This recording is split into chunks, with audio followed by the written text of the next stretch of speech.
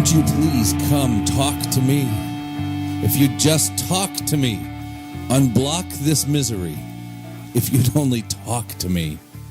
Don't you ever change your mind, now your future's so defined. And you act so deaf, so blind. Come on, come talk to me.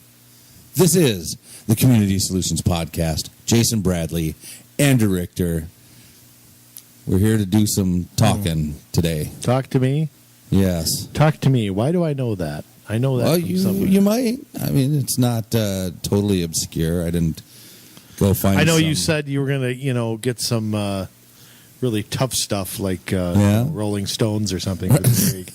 Man, I swear I've heard... You probably have heard that one. I've been throwing a lot of heat lately. Would I know the band if you say it? Yeah.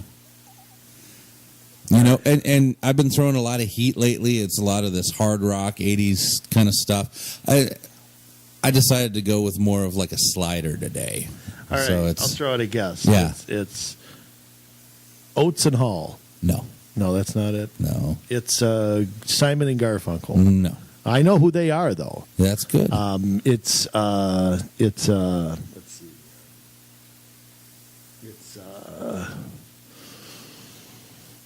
It's ABBA.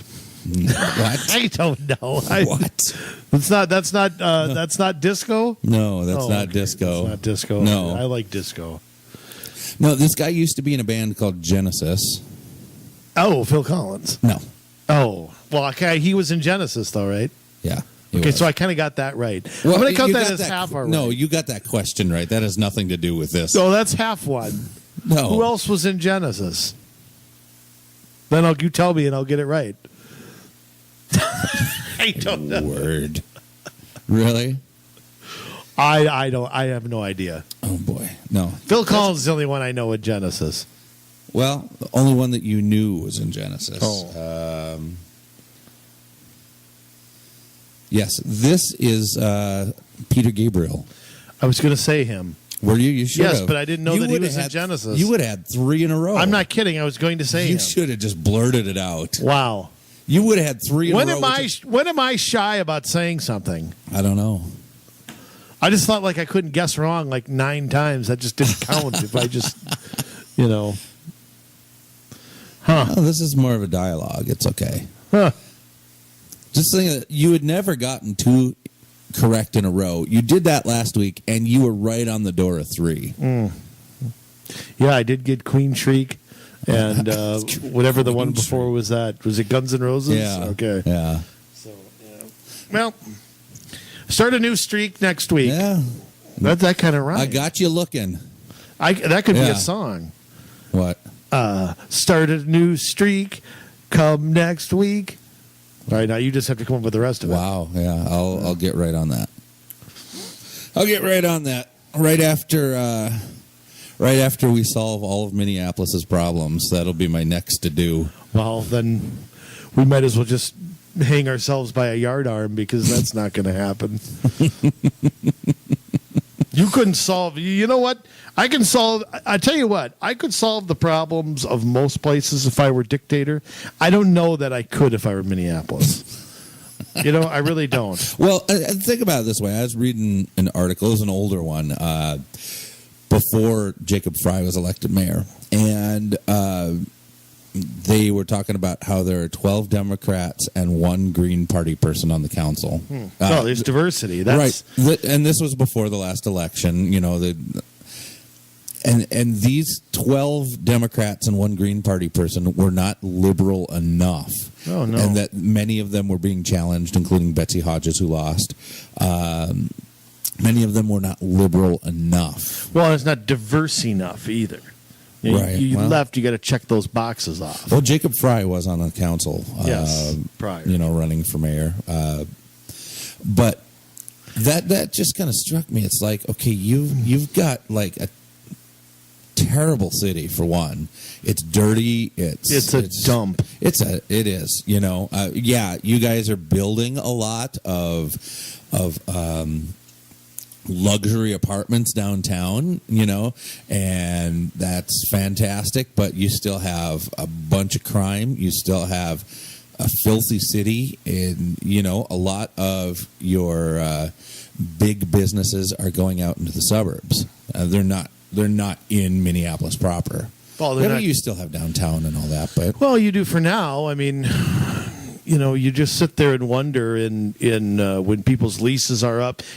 One of the myths out there is that businesses can just pick up and leave. I mean, some of them have built headquarters. Some of them have signed leases for 5 years or 10 years, right, or whatever it is. Some of them have escape clauses, but a lot of them don't.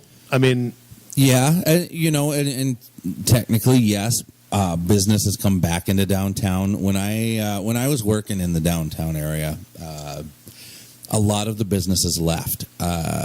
You had places to eat. They would normally close by dinner time because they were there mostly for the people that were working there. You had Dayton's, which became Macy's. Which is not it's no longer there. You had other businesses that were like that, where people would actually go downtown to go shopping, and those things were just gone. Well, then Block E, what a joke that was. My word, that was constructed and folded within. There's a great example of poor central planning. Well, and it wasn't even the planning as much as it was the fact that they're so afraid to keep law and order in that area downtown that nobody wanted to go down there because it wasn't safe. Yeah, and you can't, no place to park. Well, that's still a problem. I mean, there's a million problems. You go to park downtown and they got red bags over half of the meters saying that you can't park there. It's ridiculous. I go to Ridgedale and go shopping and park for free. Yeah. Okay, so I mean, there's that aspect too. Right, but now that they brought in all of these luxury apartments all over the place, I mean, and they're all over the place. They had just started building them when I left downtown. What happened to affordable housing? Right. I'd like to know not downtown. Yeah. No, not down. Just out of downtown. There's plenty of it. Yeah. But in downtown proper, it's all this luxury stuff, and so Whole Foods has come back. Whole Foods has come in. Target has come in. I think there's a Trader Joe's down there that has come in. So all this hoity-toity stuff, just to serve the people that live there, and it's a bunch of grocery stores. I mean, you don't have like a lot of clothiers. There's a couple, but they've been there a long time, and it's still not a place where you would go to go shopping, not like you would go uptown or you would go to the Mall of America, or not that I'd go to the Mall of America. I avoid it. Once a decade, that's my limit. And I'm still out for like another 5 years here. So, and I remember a time when that was the most happening place to go. Oh, wasn't that long ago either. Not for me. Ugh. But anyways, talking about Minneapolis, I mean, their New Hope is kind of like Minneapolis light. Well, they're the Minneapolis, the suburbs. Yeah. They're trying to be as bad, but they're just, Well, it's hard, but it's hard to keep up. But here's the thing. I mean, you sent an article over to me. This is I don't even know where to go with this. I mean, this came out May 13th. Let me preface this by Minneapolis has done things like ban plastic bags. Mm-hmm. They're Tobacco 21. Yep. They've done a whole. Yeah. Well, they limit parking. They have bike paths or bike lanes everywhere. Mm-hmm. They can't plow a street to save their life. They. It's terrible. The streets are terrible. The parking conditions are terrible. The whole thing, the whole city, just terrible. Just terrible. Sound like Charles Barkley there. You're terrible. Terrible. There's a stereo, there's bass, and there's terrible. Yeah, it's just, I avoid that city at all costs, and it's just a terrible place to be. You're right. It's not safe. And nobody's going to do anything about it. They're so paralyzed by fear. They're so, you mentioned like the council they're worried about challenges from the left, that they're not radical enough. Okay? They can't find enough causes to be,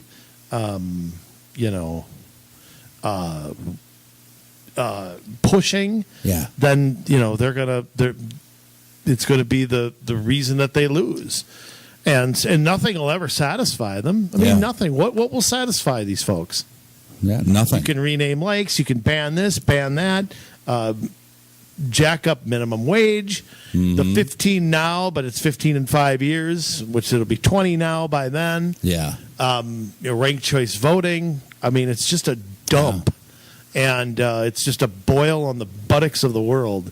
And St. Paul's not far behind. I mean, St. Paul's a dump as well. Yeah. And so it's just they're awful places to go and live.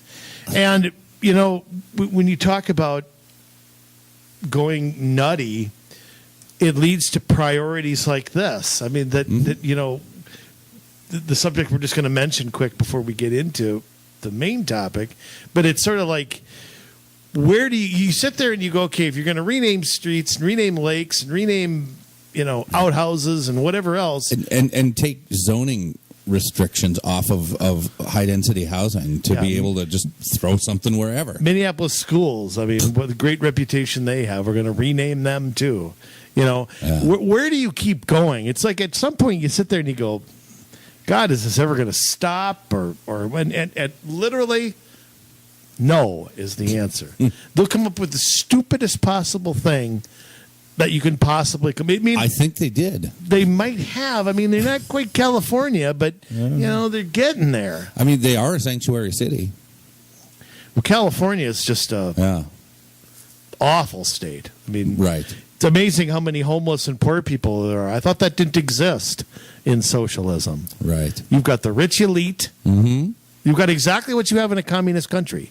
The rich elite in Silicon Valley that live in their fenced-in places, or Nancy Pelosi with her little fenced-in private area that she married into, and then the peasants. Right. Who live everywhere else. Well, how are they homeless? They tax the wealthy. You pass every environmental law. You give universal everything. But somehow there's still homeless people. How does that happen? I don't know. If I was homeless, that's probably where I'd head. Yeah, a good warm place to be homeless. Yeah. Absolutely. I wouldn't head there. I'd head to a state where if I got a job, I wouldn't have to pay any taxes, like Texas. That's where I'd go. Yeah? Yeah, well, and that's the thing. I am the working kind. I would head to a Texas or at least a South Dakota if I couldn't afford to get to Texas. But, okay, so enough jabbering about that. Minneapolis has come up with probably the worst idea to date. I don't even know that California has done this. Maybe I'd have to do some research. Maybe Seattle or some other car-hating city has done something similar. Chicago. If you want to play along at home, there's an article on fox9.com entitled "Minneapolis May Ban New Drive-Thrus." Doesn't that sound lovely? What the ban, and why do they want to do this, Jay? Well, because they're insane. Well, other than that. Well, the reasoning is purely environmental. They want to be carbon neutral by 2050. Which means what? Which means they're exactly. There's a certain, every time I breathe out, isn't there carbon? Yeah. So to be carbon neutral, what does that mean? There's an animal for every, or a plant. We got a tree for every person that is there that we breathe next to each other. No. Carbon neutral, if you look up the definition, it refers to achieving net zero carbon dioxide emissions by balancing carbon emissions with carbon removal, or simply eliminating carbon emissions altogether. So how do you do that? I mean, they talk about carbon offsetting, which you take carbon dioxide from the atmosphere to make up for emissions somewhere else. So you go grab some jars and go get some carbon dioxide. Right. You just start canning it, I guess. Carbon neutral, just another, it's like sustainability. It just means nothing. Right. Exactly. It's an excuse to get rid of cars. Let's call it what it is. That's exactly what it's part it of the is. war on cars. It is part of the war on cars. Going through this article, it's the level of idiocy. It blows my mind, and I don't even know how to argue with it because it is just that. Minneapolis city leaders say that drive-thrus don't fit their vision for the future of the city, as they aim to reduce carbon emissions and increase density. Well, we've talked about that before. Yeah. Minneapolis is all over becoming more dense. They're a sanctuary city. They've lifted the zoning restrictions on high-density housing. So listen to this. Yeah. This is the Code Development Senior Planner, Mai-Ling Smith. So you got a name like Mai-Ling and Smith as the last name. Yeah. It's encouraging driving. It's encouraging pollution. It's encouraging the people to sit in their cars and idle. Well, what's the difference between that and sitting at a stop sign or a stoplight? Yeah. Why don't we get rid of those then? I mean, Minneapolis traffic is going to be effed up no matter what. But why don't we eliminate all that? Yeah. Can't warm up your car when you go out. Just get your car and go. If every fluid freezes, who cares? Right. Your It's carbon motor seizes emissions. up. Who cares? Yeah, I mean, you can't emit that stuff. No. What an airhead. Well, maybe they can build underground parking to keep all the cars warm in Minneapolis. No, that doesn't fit their vision Because either. there'll only be about 30 of them left, and it'll just be the people in government that have them. Until now, the city's planning commission, I wonder who's on that, has considered drive-thrus on a case-by-case basis. But the president of the planning commission says he believes it's time for a policy change. Given the large problems we are facing in the city and around the globe, remember, we're talking about drive-thrus. Right. We're going to have to make some changes to how we build a community and how we live, said Sam Norman Rockwell. This is one of those things that gets us there. Opponents say a drive-thru doesn't take into account seniors, people with disabilities, or just say it's plain stupid. Yeah. Planning permission proposal, of course, they're going to vote on it. Set to vote on June 3rd before it goes into this Council of Whack Jobs where It'll pass. You know it's going to. Yeah. Well, and here's the thing. I mean, they say, where was it in here?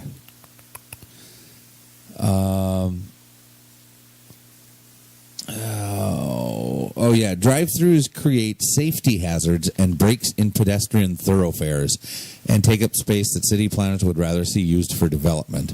Really? How is that? How is that possible? A drive-thru is contained completely within the restaurant, the Exactly. part of it, and then you have usually the drive-thru goes in between the restaurant and the parking lot. Exactly. There's nothing. It takes up no space Takes whatsoever. up no space. Same thing with a bank. It's the same thing. It goes around and there's parking on one side or the other or whatever. Absolutely. Total ridiculous.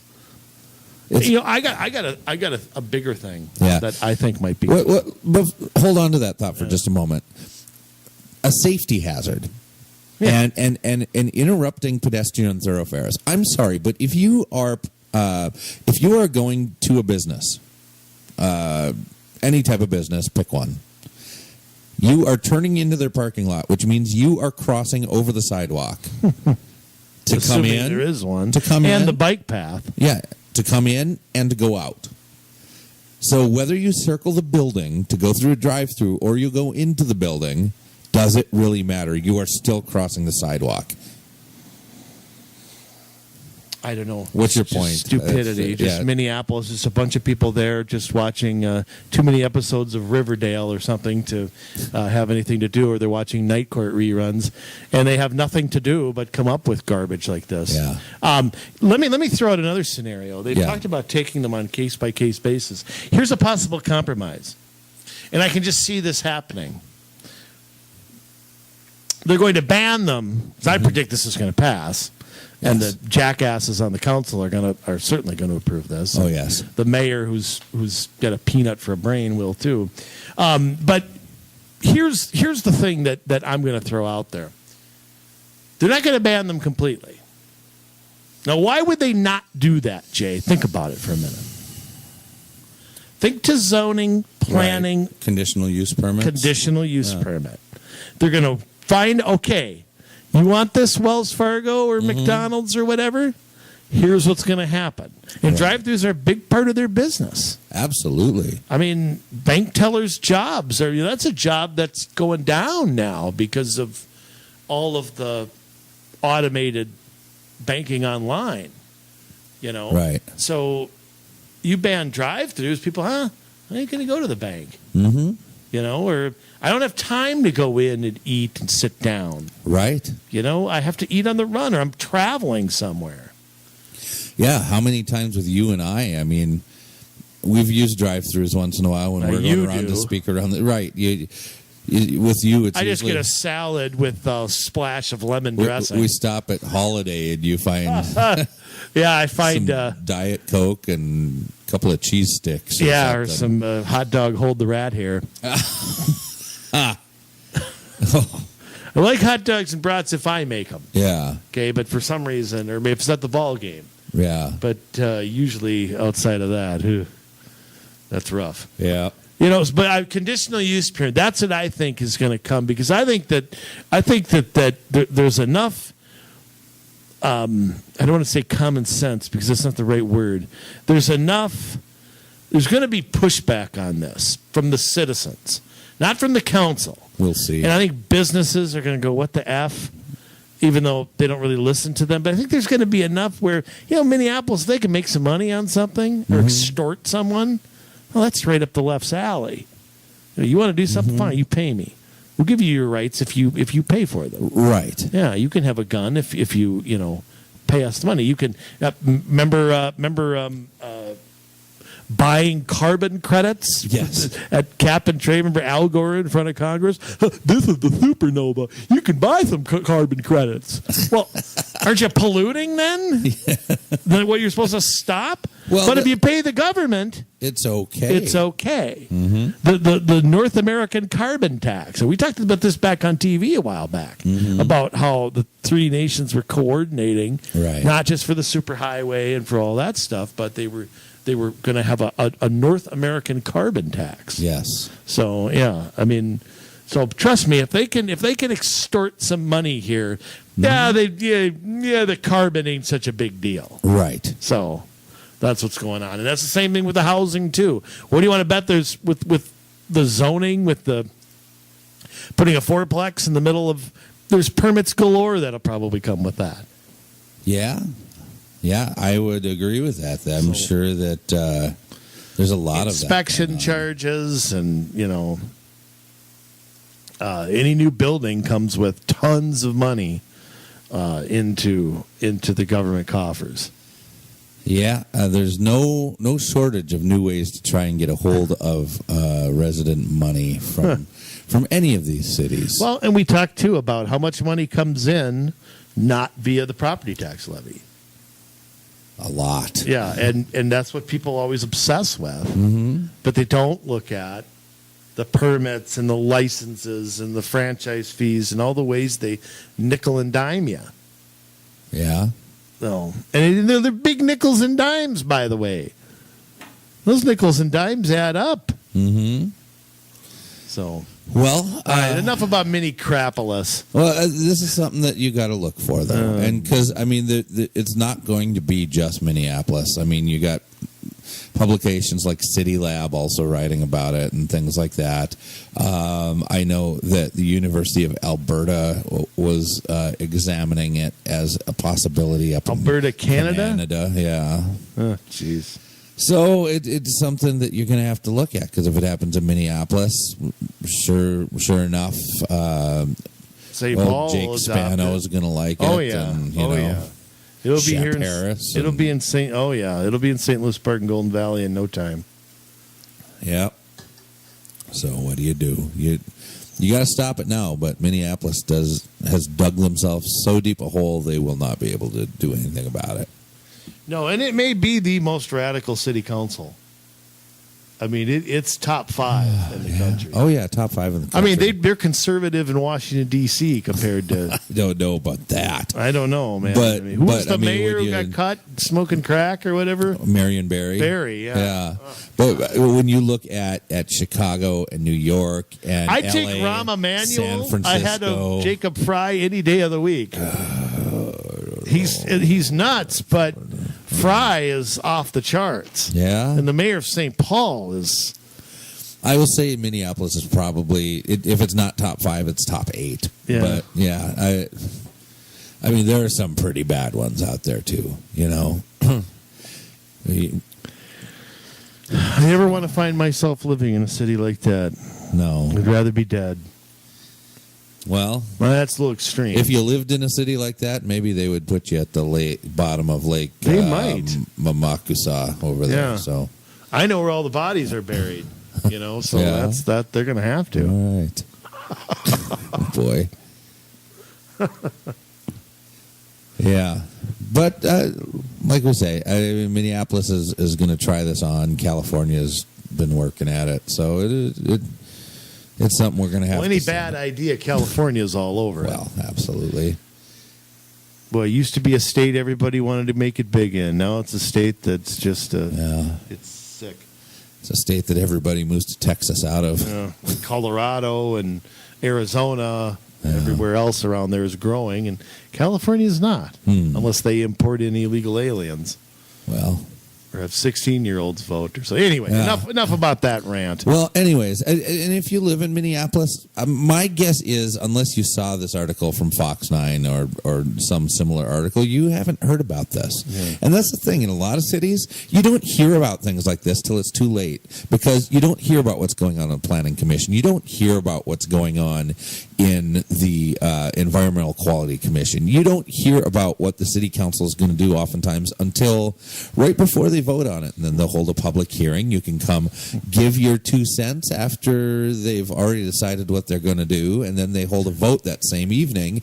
And you wonder why nothing ever changes. And we have the phrase, you can't fight City Hall. It's because you get involved in this process way too late. And that's something we want to talk about a little bit, is what does it look like when a city communicates with its people and it's healthy versus unhealthy, like almost all the cities here in the Twin Cities? Well, I think first off, if you live in Minneapolis, my recommendation is to move.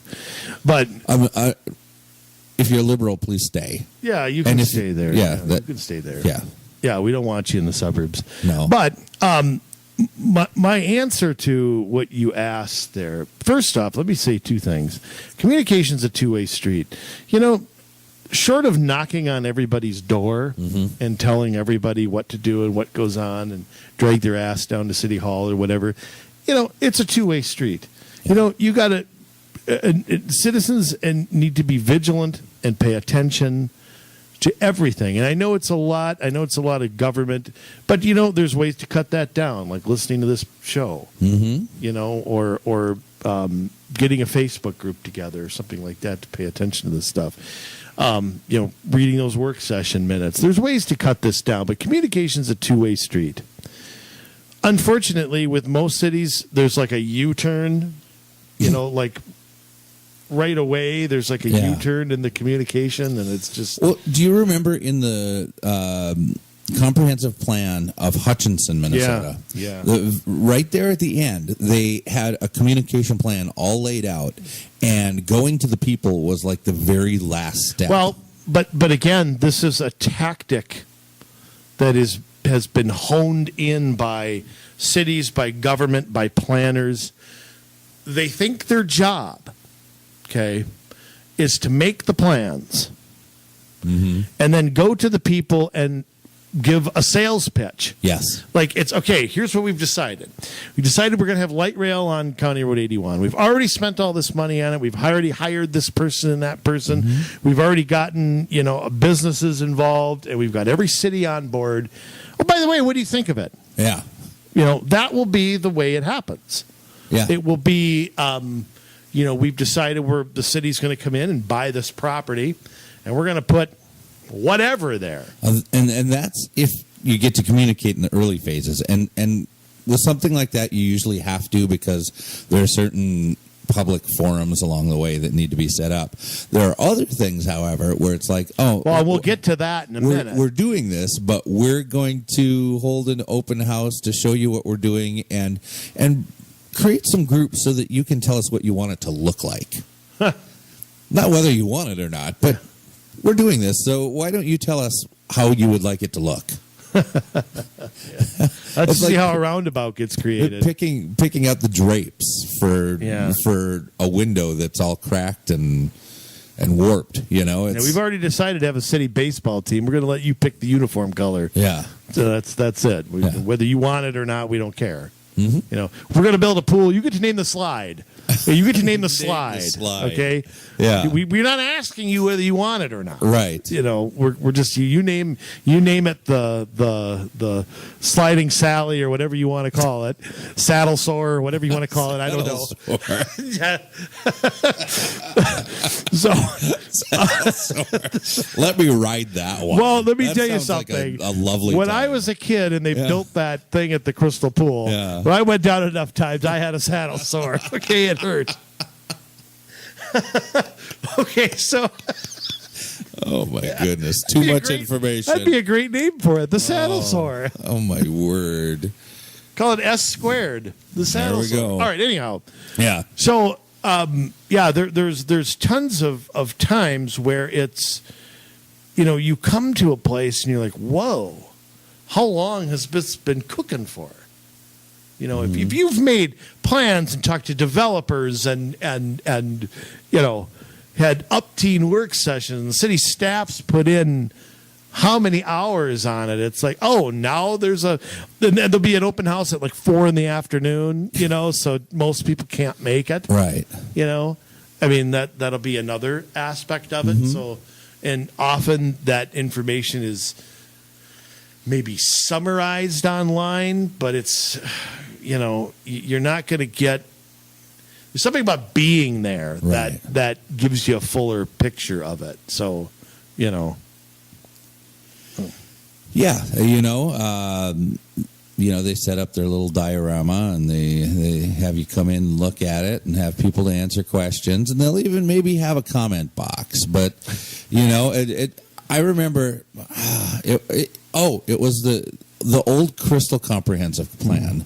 I remember when we were just learning about this stuff and we read through that for the first time. It's like, oh my word, they want to do this here, this here, this here. And then at the very end, they listed the complaints from residents. And there were many.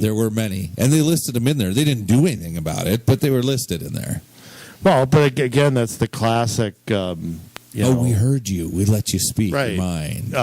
We made the plans. We didn't care what you thought before then. Mm-hmm. But now we'll let you, we'll let you say something and we'll include it in there. But, we're not going to change anything because everybody doesn't like this. Right. So, yeah, the comprehensive plan is a good one. I do remember the old one, us spending a lot of time looking at it, and I would never do all that again.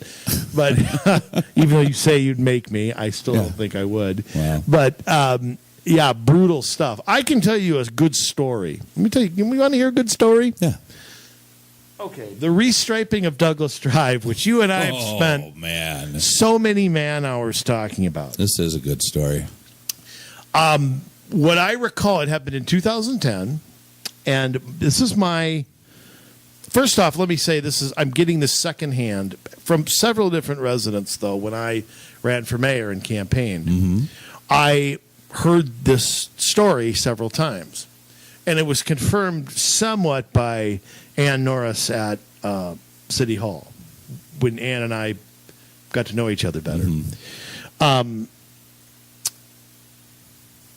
The striping happened, the restriping into the complete street. Yes. With no public hearing or anything no notice to anyone outside of the people who lived on Douglas Drive. What they did was they called a neighborhood meeting. I don't know what they called it. I'm calling it that. I don't know what they call it. In July of 2010, and I met some people who attended it. And so this is 2 years later that I'm talking to them about it. And they said that this is what they were told, that, look, this is going to happen. We're doing it. Right. But basically the city council was, I pretty much had former Mayor Bowman quoted, that we're doing, I'm ad-libbing the quote a little bit, but we're doing this. We're really not interested in what you think about it. We're just here to tell you. And we're going to tell you when it's happening, and we're working with the county and blah, blah, blah. The county, I had found out, had been at a work session in the spring, which, back then you couldn't get the packets online. So you really didn't know the details, what they were talking about. And so it was just voted on at like the very next council meeting in July of 2010 to do it all the way from, I believe it's Medicine Lake Road, which would be the border, up until I want to say to the railroad tracks almost. Yeah. So that happened, and you'll notice Douglas Drive, one of the busiest roads in the city. Do you think the city really wanted to have any open and honest discussion with why were only the people on Douglas Drive told about it? Yeah. Where were the rest of us who use that to go to work, to go to school, to go to the Little League fields or the community center or the pool or shop at Olmsted's or go to the Hennepin County Library Or go complain at the city hall. Yeah, I mean, there was no opportunity whatsoever. It was a good example of, we held. In fact, the way I found out was I went to Ann. I didn't go to the council at that time, and I said, "Look, what happened with this?" And she confirmed to me that only people who lived on Douglas Drive were invited. So if you lived one block off of Douglas, you were in it, which I know some people who did. Yeah. On Colorado on one side, and I can't remember the street that starts with an E on the other side. And they confirmed to me they had no idea anything was happening. And even people who didn't hate the road design were ticked off that they got no say in whether it would happen or not. Right. So even ticked off people who agree with you or who were open to it or wanted to hear both sides or whatever, aren't junkies on streets like you and I are. Right. So, but it's always, that example has always stuck in my mind of horrible communication from us or deceptive communication. You don't want to hear it. Right. You just want, you've made a choice and your job is to sell it to as few people as you can get in a pie to listen to it. It happens all the time, and we've seen that over and over again. But here's the thing. I mean, you might be telling the people that live on that road that are immediately affected by that, but I hate to tell you, the people that live in the neighborhoods off to the side of that are also majorly affected because it affects traffic. They've got to leave for work earlier when road construction is going on. They get home later because of road construction going on. There's all sorts of cars that take detours through the neighborhoods. There are, there's added noise, there's added dust, there's pollution, there's noise pollution. And how do we? And how many times do we hear, we need money for roads? Yeah. Well, why don't we repair the potholes instead of restripe the roads? Well, because that doesn't fit Hennepin County's vision of what they wanted. Their carbon, you know what they can do with their carbon vision? Yeah. Tell Mike Opat what he can do with it. I won't say so on the air, but he knows what I think he can do with it. So, I mean, that you can't just go with a hard and fast rule of saying X amount of feet away from a change, we're going to notify. Well, now there's caveats to that, though, Jay. Right. Because if you're doing, there's certain things where they have to notify people within a certain radius of a project under state law. That did not fall into that category. Huh. I don't know how. I don't know if it was some legal loophole. I don't know because it was a county road, the city wasn't required to do, although they did give their consent, so they had a role in it. They could have stopped it if they wanted to, but so somehow or other, that never happened. Now, there are cases where, if you're putting up, I believe, if a house becomes a rental property, they're going to hand out a rental license. Residents within 350 feet get to come to either could be a planning commission meeting, could be a council meeting. They certainly are welcome at a work session. But they are notified, and they have to be notified a certain amount of time in advance. But here's the thing. Let's just pretend. I don't remember what it was, okay? Let's just say it's 350 feet. Yeah. And it's 10 days in advance. Guess when somebody will get that notice? 10 days in advance. 10 days in 1 hour. Yeah. Nobody will say, hey, you know what? This isn't enough time, or it's the middle of the summer, or it's the holiday season, whatever. You know what? We'll talk about it in 60 days. Yeah. It doesn't need, nobody needs to have a rental property super duper fast here. We'll talk about it. We'll make it 30 days. Nobody goes above and beyond what they absolutely have to. In 350 feet, I mean, you'd be surprised how little space that is. I mean, when you look at a neighborhood, okay, you look at like a street with, a house on each side, and like a city like Crystal or New Hope, pretty good sized backyards at a lot of the houses built 50 years ago. Right, when they cared about lot sizes. Yeah. Or didn't care. Well, or let the develop, didn't restrict something, or didn't want X amount of houses on a certain amount. 350 feet is nothing. What is that, 2 blocks maybe? I don't know. Is it that much? Maybe not. Yeah. I mean, go walk. Go home and walk for the next street. Oh, it's not very much. You're maybe informing 30. Let's say it's 30 houses. Okay, well that's not very many. No, it's not. But you have a whole lot more people that are affected by a project. Well, exactly, and the projects are the same way. We're going to put up a senior living somewhere, and okay, we'll tell everybody within. Maybe it's 500 feet. Yeah. Well, that's not very far either.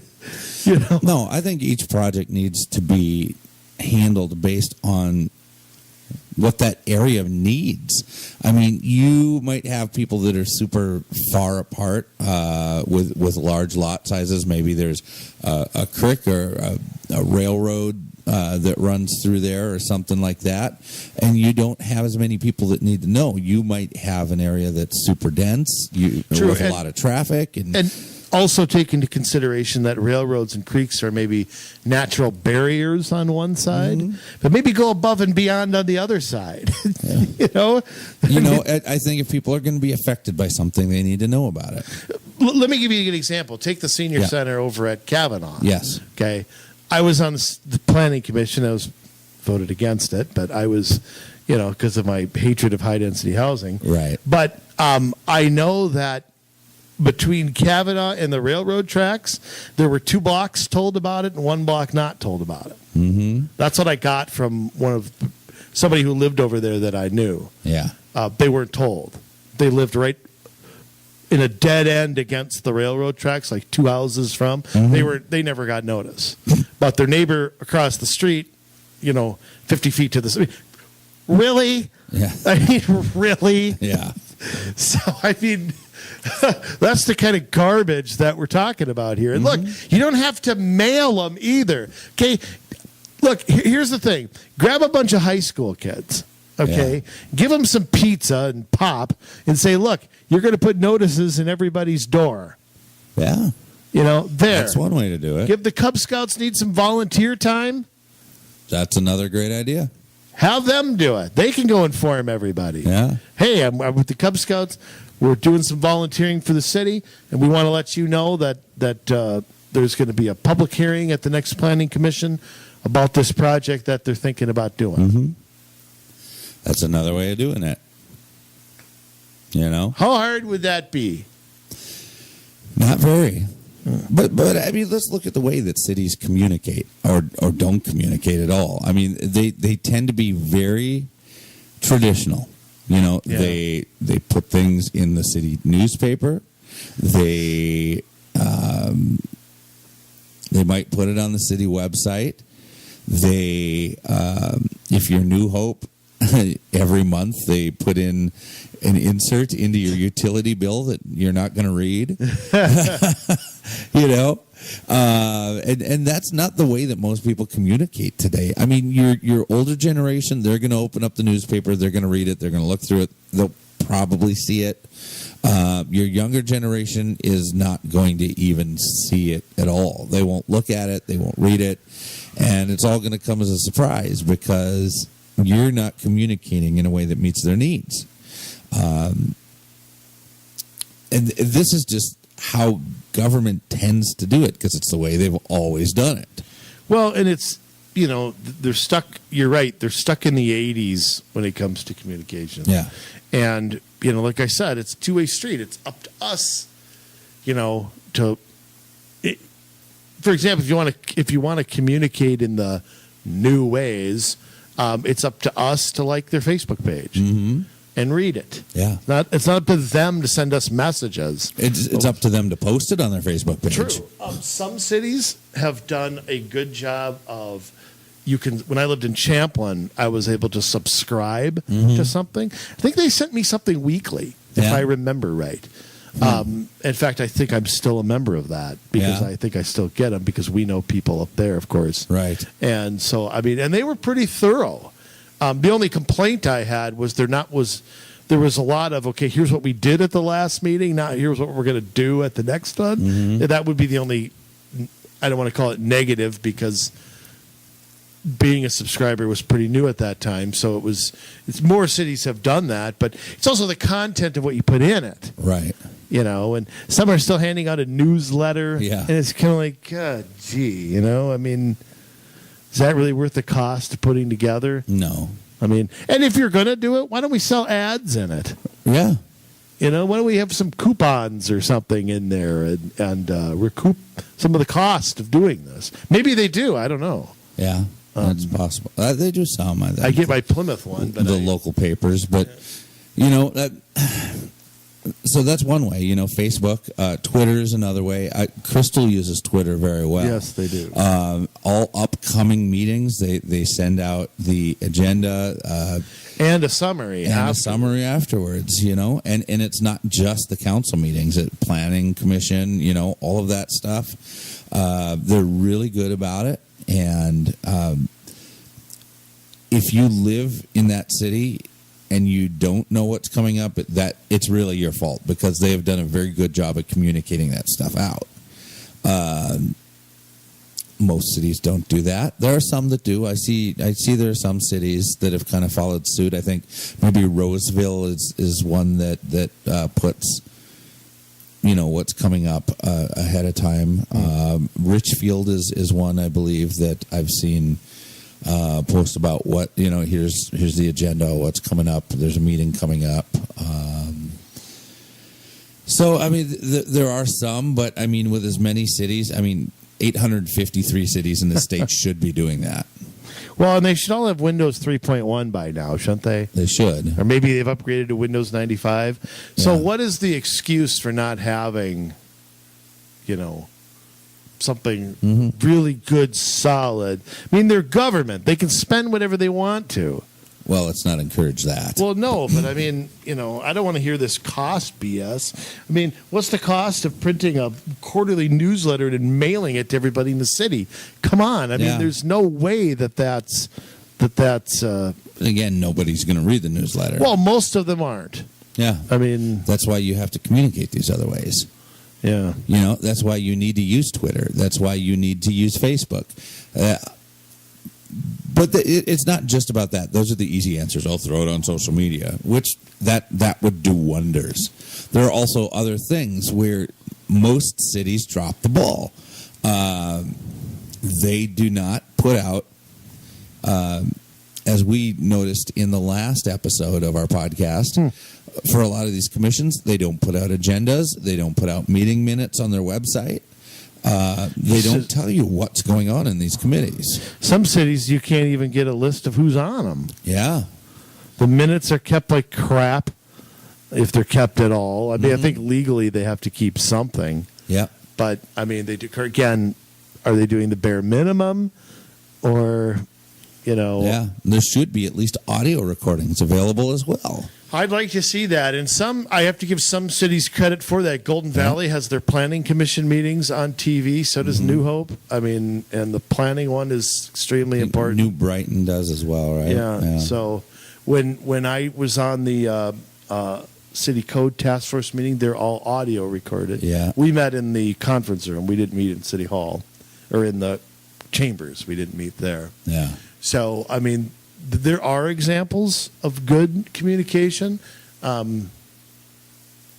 It's few and far between, though. Well, and what I'd like to see, and a handful of cities do this, Crystal being one, is the communication, not so much that they're doing a bad job necessarily, but that, again, the communication is all 5 minutes before they're going to vote on something. Right. I mean, that's the other problem that I have had, is that, okay, we're going to have a public hearing on such and such, and a lot of times the agenda doesn't even come out. If you have a Tuesday or maybe a Monday meeting, that agenda might not come out till Thursday the next week, the previous week. So, I mean, you've got little time to get your neighbors together or something if you want.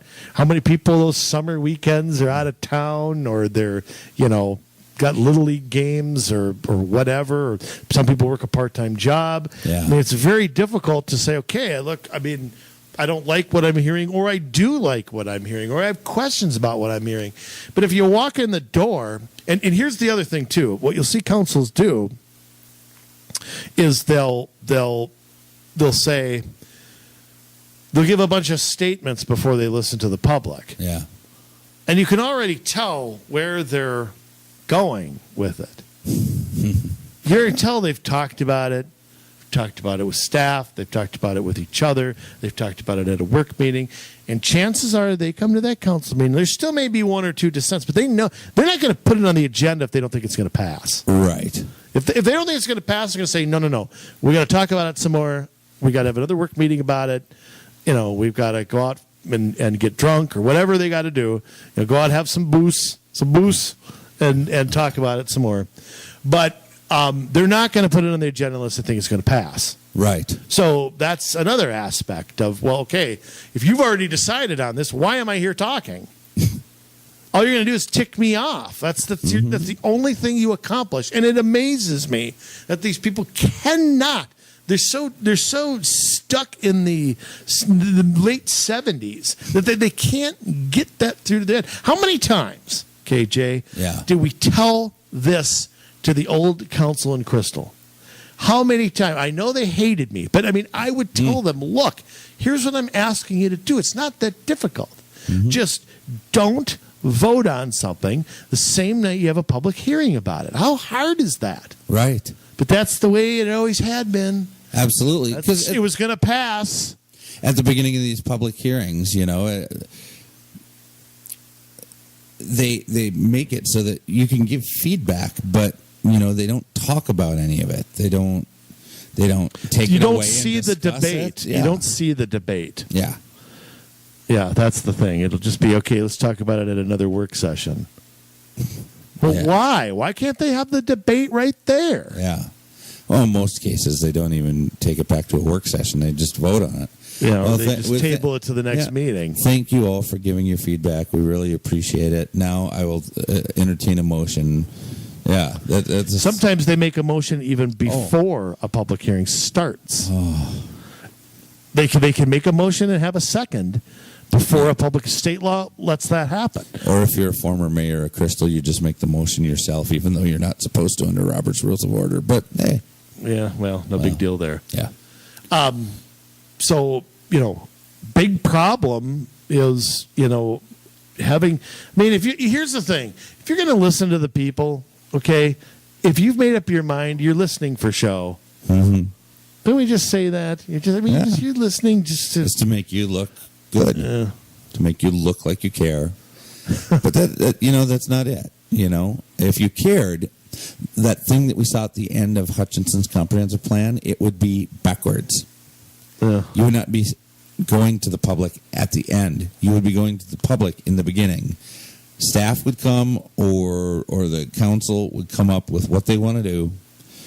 They would then put feelers out into the community. Here's what we're looking at doing. Here's what we're going to talk about. Would like your input. And then from there, you kick it out to the commissions. You bring it back. You work it through your work sessions. You reach out to the community again while you're in the work sessions. And then, it comes back. You come up with something. And if it looks like it has the ability to pass based on all of that feedback, then, you give the public one more chance. Then, well, what's the big deal about having it on the agenda and not knowing how the vote will turn out? Should be the way it works. Does everything that goes on the House floor in St. Paul and in Washington get passed? Well, no. So why does it happen in the city council chambers? Because it's easy. Fewer people, you only need, yeah. But I mean, it's here's another thing. Why can't they have the work session in the council chambers with the TV cameras running? Why can't they do that? They should. What's Yeah. Just they're doing so many things at the work session that they should be doing at the meetings. Yes. So, and then they wonder why people are ticked off. They wonder why, people act like they don't know what's going on because they don't. They don't know what's going on because you, as a city, have not clearly communicated what you are doing to your residents. I mean, that's really it. So there are many things that you can do to become better communicators. And that's using cable access TV, that's using the power of the internet, mainly Facebook, Twitter, and YouTube, and your own website that is, still doing the things in print because that's going to reach a certain part of the population. Yeah. It means being more proactive and doing it more on the front end, checking in the middle, having something again at the end. These are the things that you have to do. It does not work to do it the same way you've always done it. Right. Well, I mean, again, it's all to get things passed. Yes. It's all to get them pushed. Mm-hmm. Yeah. So get your act together. Yeah. How about that, cities? There's 853 of you. Get your act together. Well, and I'll tell you something too. I mean, the worst that I see it is budget time. I mean, if you can come up with a microcosm, and this is a big microcosm. Yes. But budget talks in your average city. Take the average city that does a 1-year budget. Okay. They usually start those talks in July. Mm-hmm. They're required by state law to hold a truth in taxation hearing. Yes. Prior to the vote. Yes. On it. Prior to the vote. Which is usually in December. Okay. They can hold a public hearing on the budget anytime they want. They sure could. They could hold it. They could hold it before the preliminary budget is decided. They could hold it after they pass this one. They could hold a public hearing on the next one. Yeah. What did you think of the last one? Everybody that showed up and said whatever they wanted to say. So, I mean, they could do that anytime they want. How many cities do you think do that? Zero. Probably. Now, here's the thing. They'll have up-teen work sessions. They'll pass a preliminary. They have to do that by September 30th. Mm-hmm. And they have to pass a final by December. And when they do a preliminary budget, that's not required to be a public hearing either. Right. It's a discussion. Mm-hmm. So why, again, cities will do the absolute minimum. And by the way, that goes for school districts and counties to all municipal government in Minnesota are subject to those bare minimum standards. And that's what they usually do. If your city has a bunch of work sessions on a budget, passes a preliminary budget, and then has a truth and taxation hearing in December and votes for it on the same night, that's a D- grade. Yes. Okay, that's a D-. That's using 2 sources and 500 words on your book report. Okay? That's what that is. Yeah. That's a D- job. That might be generous, but yeah. Okay, fine. An F+. How about that? F+. Don't they have F+? I don't know if they have They F+. don't have F+. I mean, you failed, but you did it with style. That's right. I don't know. Reinvent new things, remember, Yes, here. yes. Now, remember, we are Community Solutions. Mm-hmm. So you talked, Jay, about some of the solutions, but my whole thing is, why is the city council interested in the budget after they've worked on it for 6 months? Then they're interested in what the public has to say. But, of course, the public hearing, they pretty much already know what they're doing. Yeah. And why aren't they interested beforehand? That's You're a sure great interested question. in what city staff has to say. Absolutely. You sure are. And But you it's know, cost of living increase. you know, and if you're on a city council and you want to blame the city staff or blame the city for, well, this is just the way they communicate, this is, you know, how they do it. I'm sorry, but you can set up a Facebook account, you can set up a Twitter account, you can create your own website, and this is what we counsel our people to do, that we do strategy for, you know. So here's a free nugget for you guys. Create these things and go out there before meetings, after meetings, talk about what is coming up, what you guys are beginning to talk about at the beginning of the process. Talk about after each meeting what you discussed and how you feel about it. And solicit the opinions of the people that you represent. Do those things, and your people will be super happy, because I've seen it work, where they're really happy that you're telling them that this stuff is going on. Gives them a voice to be able to talk to you about it, either blow off some steam or thank you for it, or at least tell you how they feel, which helps you as well to get to know your constituents. But at the very least, you are communicating, and sometimes, and a lot of times, you're communicating in the place of a city that is not communicating. And if your city is communicating, congratulations, but that doesn't mean that lets you off the hook. That helps you to build the leadership skills necessary to be able to lead your constituents and prove to them that you represent them. Well, and here's things citizens can do. You know, the little group in the basements that we formed to talk about what was going on. Mm-hmm. Everybody didn't watch the last council meetings, but somebody did and informed each other. You know, we always knew what the next project was going to be. Set up a neighborhood watch. We did a lot of things like that. I mean, there are ways that small groups can affect this.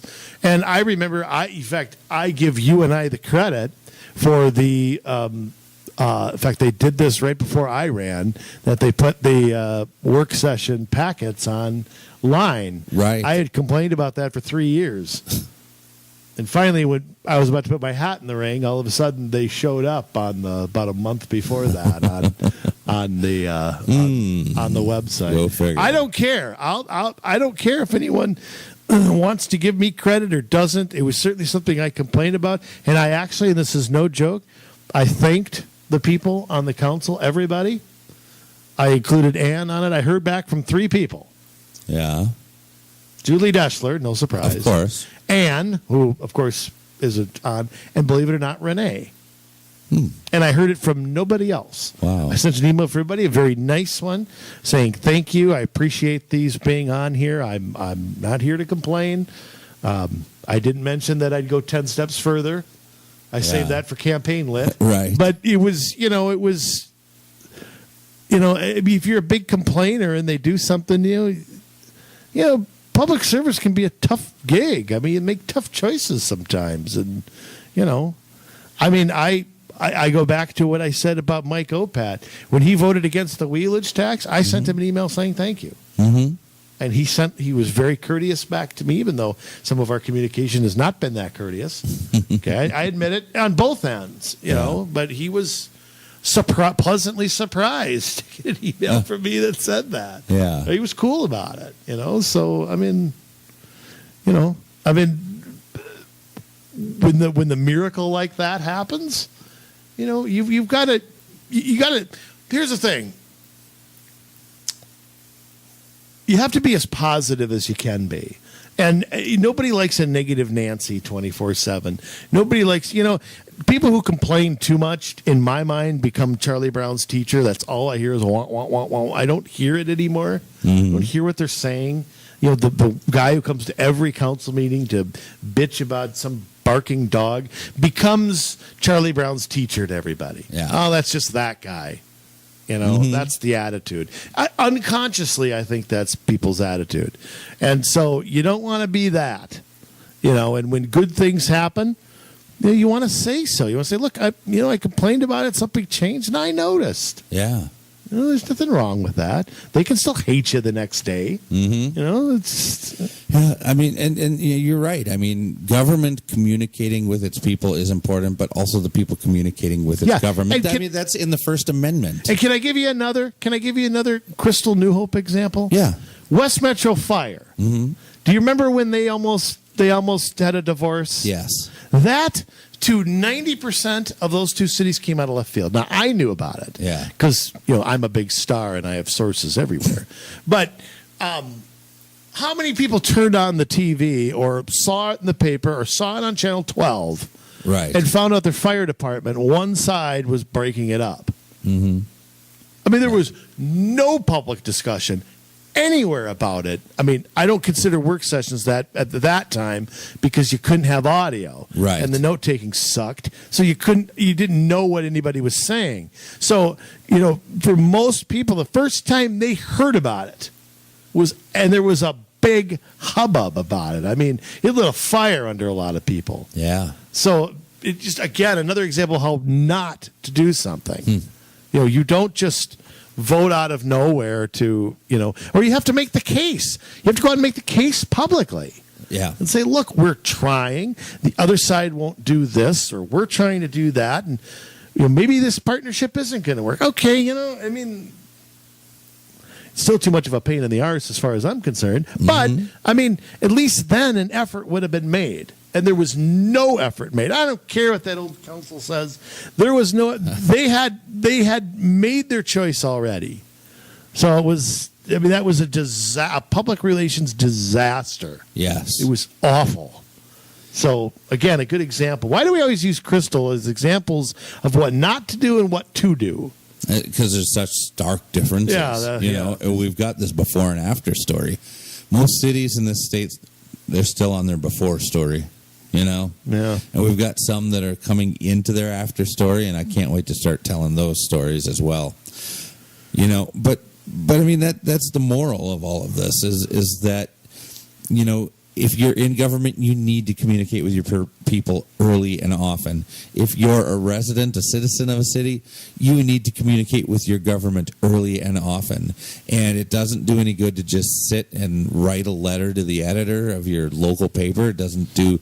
I mean, it's okay to do, but in addition to that, you need to email your representatives directly. You need to give them a call on the phone. Kate, no, this is it. Same thing with councils, with citizens. X amount of people see a letter to the editor. Right. Okay. Not everybody. Yep. X amount of people see it on Facebook. Yep. Not everybody. X amount of people tweet it or see it on Channel 12 or whatever. It's got to be everywhere. Yes. That's, again, but citizen and city council. Right. Look at us, Jay. You can listen to us in a much different places. You can read our stuff on the blog. You can go to our YouTube channel. You can go to our Facebook page. Mm-hmm. You can Twitter us anytime you want to. You can snap us anytime you want to. Yeah. Or Snapchat us. Yeah. You can go listen to the music on Spotify. I mean, it's covering all those bases. So the city has to do it, or the government, whatever that is, and the citizens have to do the same. Right. And, communication can be difficult, but the more you do it, the easier it gets. The more intentional you are, the more clearly people understand you and you understand others. And so if you would like to communicate with us, as we try every week to communicate with you through a lot of the ways that Andrew just said, Another thing you can do is email us at commsolutionsmn@gmail.com. That is commsolutionsmn@gmail.com, and we would love to talk to you about how to change that in your city, how to get your city government, your school government, your county government communicating better. And sometimes it's going to take all y'all getting up out of your seats and winning some elections and changing it yourself. But there are things you can suggest in the here and now to see what kind of progress you can make. So we'd love to help you do that. We'd love to sit down with your group or whatever. Just get a hold of us. And, if you like what you hear in this venue of communication, this podcast, please rate us. Please give us feedback. That only helps other people find it. We do this because we love Minnesota. We do this because we love you. We do this because we don't love what's going on and we want to change it. We want to see things done the right way. We want to see people informed. We want to see people happy. We want to see people paying less taxes, being more free. But we can only do so much. The rest is up to you. So we've done our part, Minnesota. We love you. Now it's your turn to get to work.